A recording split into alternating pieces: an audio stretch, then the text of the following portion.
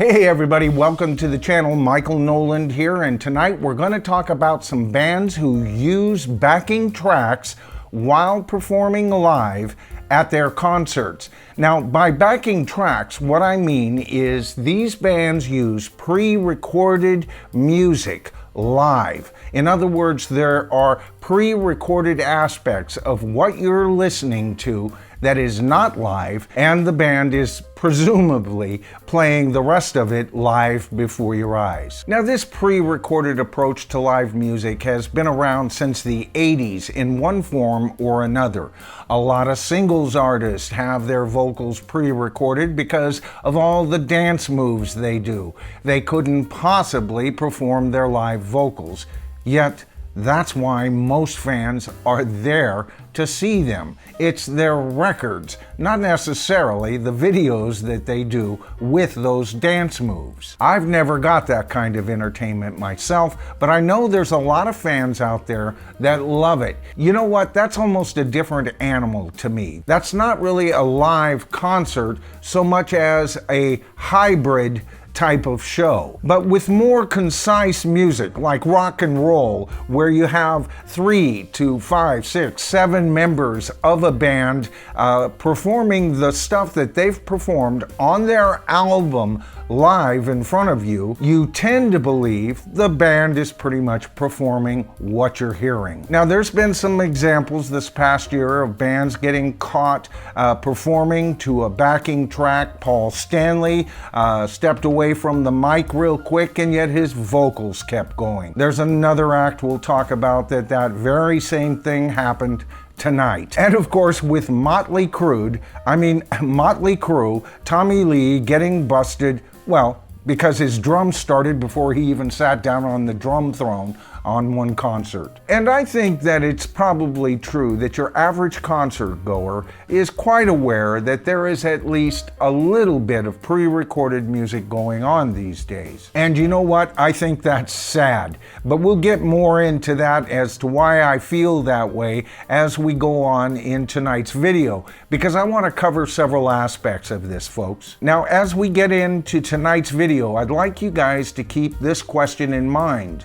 Where are you in regard to what you believe or expect from a live event concert when you put your hard-earned money on the line and purchase probably a ridiculous amount of money for your favorite artist? What are your expectations? And we're going to talk about the various aspects that this could include. Now, there are acts who have traditionally not used any backing tracks at all, except for maybe an occasional thunderclap or something like that that's on the album, and they'll have a bit of pre-recorded thunder going on so that it sounds a bit more like the album. Now, I don't have too many problems with that. That's obvious, because everybody knows in the audience that thunder didn't just arrive on their performance right when thunder happened on that record. So the audience is not fooled in any way. And I understand this enhancing the sound, and we're going to talk about enhancing the sound tonight, because you know what? That's one of the big reasons that artists who have admitted to doing this use in order to explain why they do use backing tracks. And we're going to talk about a couple of bands we've never talked about on this channel. Now, another form of backing track is when an artist uses looping devices, right? They'll sit down and they'll play a little rhythm track on the guitar and click on their looping device, only to have that repeat over while they add a bass part and they click on that, and so forth as they build up the song or the piece, and they do this live. Yes, all of those are now backing tracks, but they're only seconds old, and we all saw them created live. I have no problem with that. But you know, beyond that, I start to have a bit of a problem with this whole approach, and I'll tell you why. I've never liked having guitar techs behind a band playing a second guitar piece. I would rather see the original band play what they can from that record live. That's why I came to see them. That's why, in my opinion, Led Zeppelin is one of the greatest live jam bands. I know that's not a term traditionally given to them, but what else do you call it when that band comes out and Jimmy will play whatever particular part off of a layered amount of guitars, but he doesn't have somebody in the wings or pre-recorded parts that he has played before to make it sound more like the record. There were Led Zeppelin fans that went from concert to concert and compared notes. This was part of their charm. This was part of rock and roll. One proponent, Zach Myers from the band Shinedown, openly admits that his band uses backing tracks, and guess what one of his excuses is? He goes on to say that 90% of all live rock bands out there use backing tracks. Now this guy's out there touring. He's seeing this all happening. If we can take him at his word, and that's true, that's a sad state of affairs if you ask me. But then he goes on to say, you know, if our piece has a 25-piece orchestra, we're not going to bring out an orchestra, so we'll use a backing track on that. And then he kind of mumbles through and talks about how well, and then there's keyboards, and you know, if there's this really cool shaker sound that will really enhance. This is a word we're going to hear time and time again. But kudos for the man for at least being honest and open about their approach. At least you know you're getting right up front what you're paying for. Nikki Sixx of Mötley Crüe has stated in the past that the band has used backing tracks since the late 80s. They have used sequencers, subtones, and Vox recordings, all of this stuff to enhance their sound. Mick Mars has said that they have used backing tracks even with vocals, and that he doesn't like it. He misses the days, you know, back in the 60s and 70s where bands were 3, 4, 5, 6 pieces and just played what they could. If they made a mistake, he said, so what? I agree with him wholeheartedly. That's part of the excitement, the unexpected, the liveness to it all. Blackie Lawless from the band W.A.S.P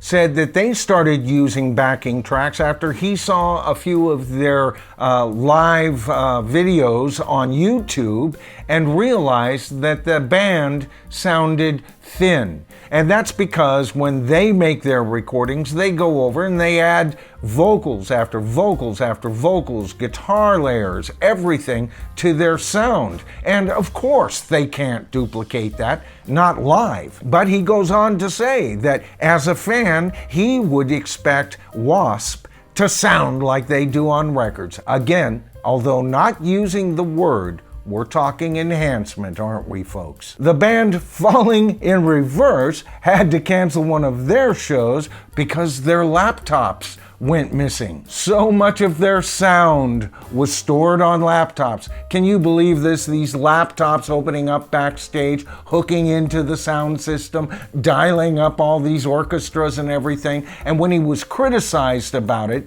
Ronnie Radke, the key force behind that band, responded that everybody else who thought that this wasn't proper were a bunch of dinosaurs. You know what, Ronnie? That only makes you a one-trick mean tweeter in my book. Chris Jericho from the band Fozzy mumbled pretty much the same thing. It's all there to enhance the sound. But his background is a WWE wrestler, so if there was any band that would know real, sorry about this, Hulk Hogan, it would be Fozzy. The Finnish-American band Santa Cruz got into a bit of trouble when their vocalist Archie walked away from the microphone and vocals kept going on. When confronted with this, he gave some lame-ass excuse about, oh, we add a few basic trackings, and then got real intense and told everybody to shut up because they didn't know what the F they're talking about? Well, I know what I'm talking about, and buddy, you got caught with your hands in the cookie jar, didn't you? Now, in all of these examples, there's a couple of things that are happening here, folks. One of those things is these guys are saying everybody else is doing it,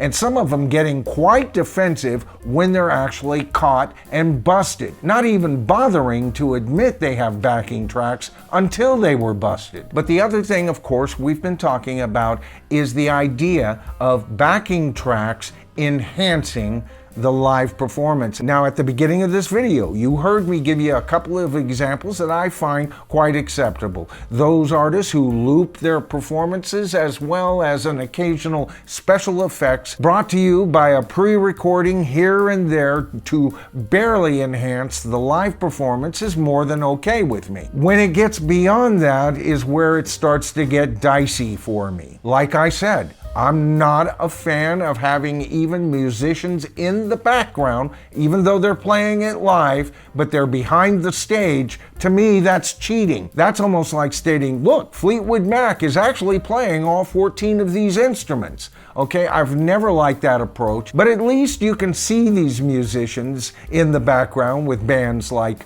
Fleetwood Mac. There are acts that totally hide the fact that they are there. But at least that is a live performance. Now, two of these bands use the example of using an orchestra on their recording, and they can't tour with an orchestra. And I understand a lot of these bands that I mentioned tonight aren't multi-billionaire bands that have been around for decades and can afford to actually have live strings, unless it's just for the very special events. But you know what? To me, I'd just rather hear the stripped down version without the orchestra. You know, the strength of material or of a song lies in the fact that it can be stripped down and performed live, totally different than what you hear on their album. And so that's where I kind of draw the line. I don't want to hear a recording of an orchestra because it was on the record and the band plays in front of us. That always also implies a click track, folks. You know what? They're gonna have to key up to that orchestra, because especially if that orchestra comes in on the second portion of the song. My point is,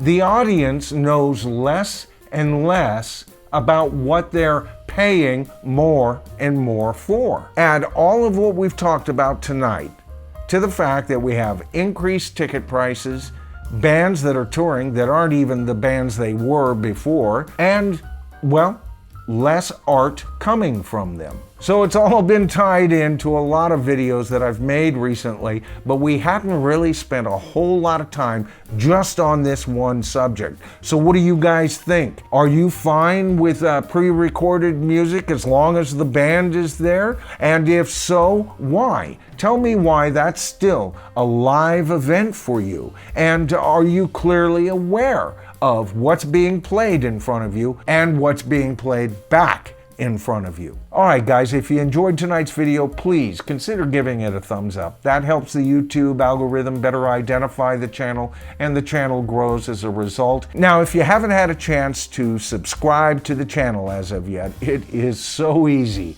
All you have to do is hit that subscribe to the tribe button, then hit that top bell icon, and you'll be notified of all my future videos covering classic rock's greatest bands and artists, as well as some of the shenanigans going on in today's music. Until I can get those uploaded, why not watch one of these? I'm Michael Noland, this is The Bottom Line, and we are The Tribe. And I'll see you in my next video.